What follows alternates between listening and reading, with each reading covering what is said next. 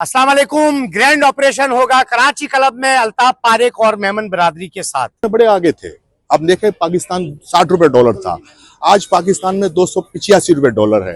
पाकिस्तान पीछे जा रहा है। इसकी वजह है कि हम में खामियां हैं, हमें कमी है। की रिपोर्ट ये चला देते हैं, बल्कि रात को देर भी हो जाए तो सेम डे, क्योंकि आज का इतना दौर फास्ट है कि मीडिया कवरेज बाज लोग ऐसे करते हैं कि 3-4 दिन तक मीडिया कवरेज देते हैं जो बेमायने हो जाती है। कुत्तों के भौंकने से काफिले रुका नहीं करते और हर कुत्ते को पत्थर मारेंगे तो मंजिल तक नहीं। Hey व्हाट्सअप एंड अस्सलाम वालेकुम, welcome back to an another vlog.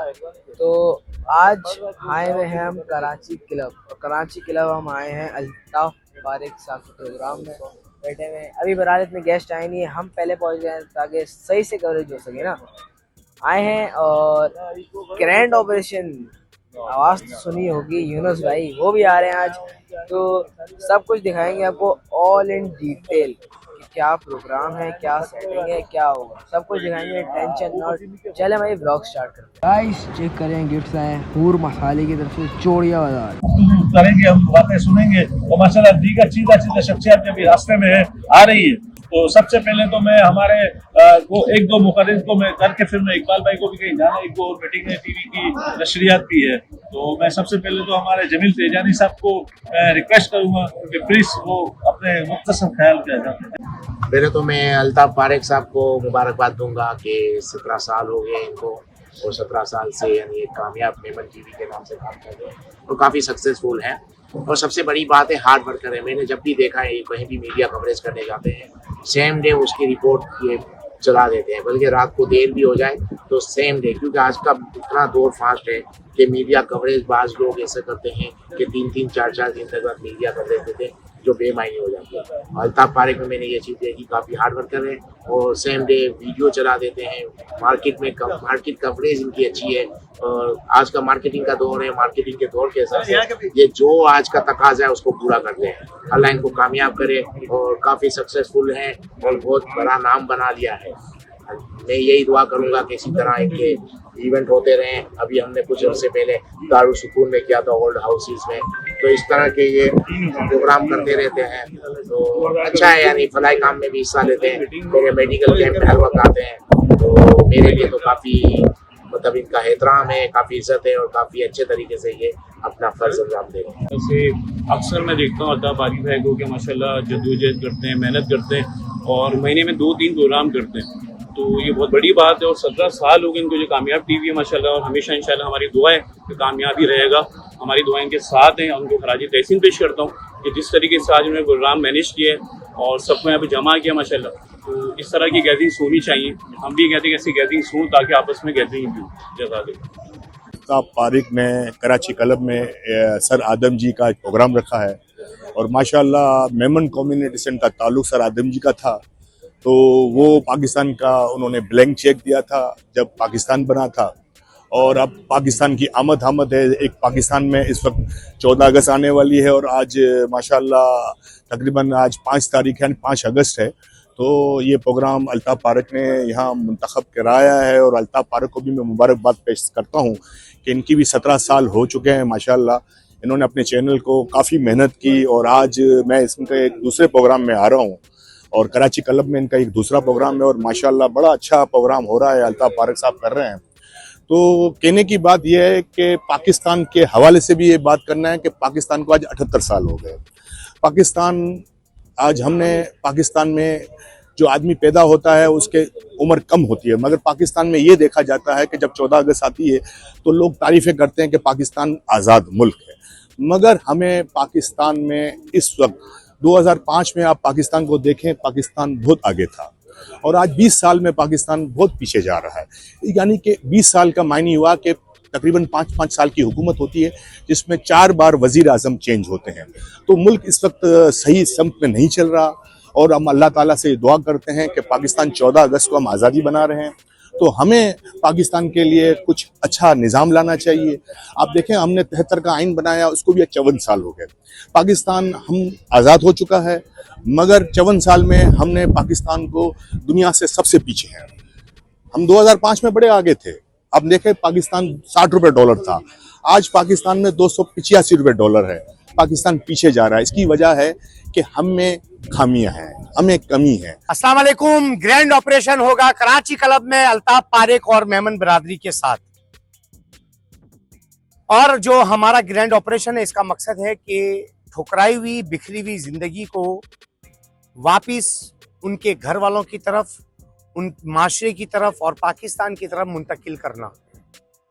मंशात के आदी लोग जिनका सबसे बड़ा हक यह है कि वो अपने घर पर हों और अपने काम काज पर हों, जब रोड पर होंगे और उनके घर वालों ने उनको ठुकराया हुआ होगा तो क्राइम करेंगे और जराइम करेंगे।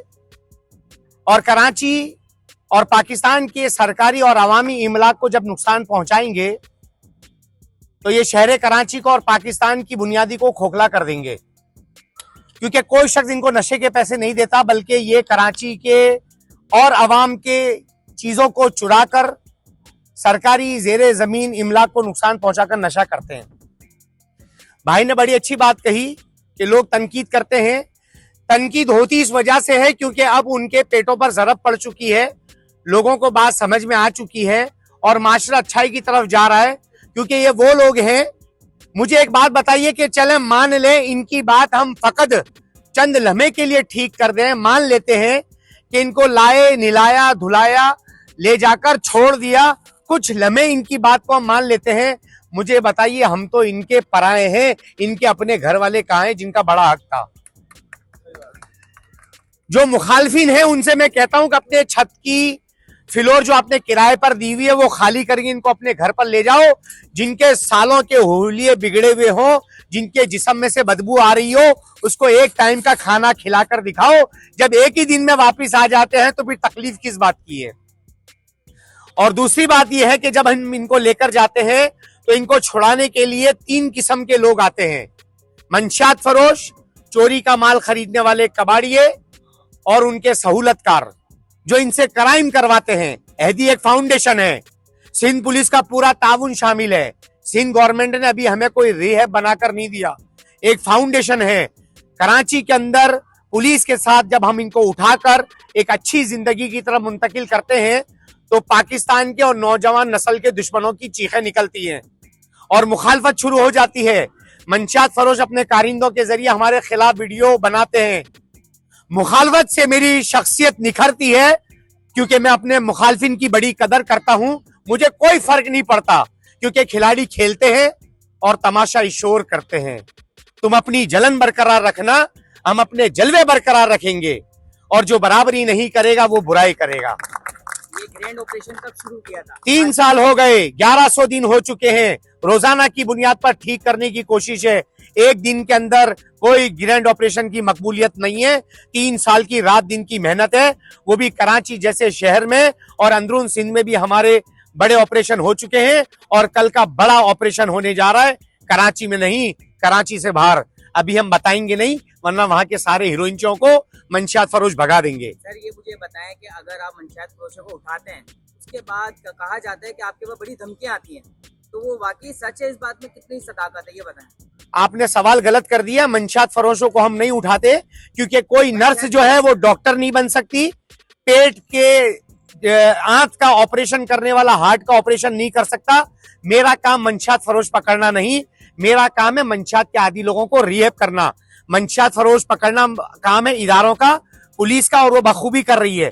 मैं इनको उठाकर जब इनको लेकर जाता हूं अहदी विलेज के अंदर, जब इनको इलाज के लिए दाखिल करता हूं तो ये धमकियां देने का सबब ये है, चोरियां रुक जाती हैं, बैटरियों की चोरियां रुक जाती हैं।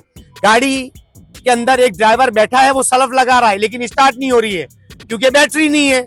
घर वाले इंतजार कर रहे हैं कि बिजली आएगी, लेकिन बिजली नहीं आ रही है क्योंकि केबल गायब है। वो किसी काम से हॉस्पिटल में गया या कोई छोटे से काम में गया, 1 मिनट में मोटरसाइकिल चोरी हो गई। 50,000 रुपए की मोटरसाइकिल फकत 2-3 हजार रुपए में बेच दी जाती है।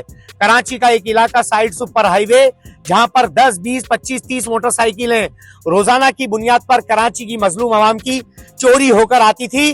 डीएसपी सुहेल फैज 10-10 थानों के साथ मिलकर आज वो दोनों अड्डों को जीरो कर दिया और वहां पर पुलिस चौकियां बन गई है। तो जब क्राइम रुक जाएगा, बाइक की चोरी रुक जाएगी, डकैतियां कम हो जाएंगी, तो फिर चीखें तो निकलेंगी मेरे भाई। और कुत्तों के भौंकने से काफिले रुका नहीं करते और हर कुत्ते को पत्थर मारेंगे तो मंजिल तक नहीं पहुंच सकते। था।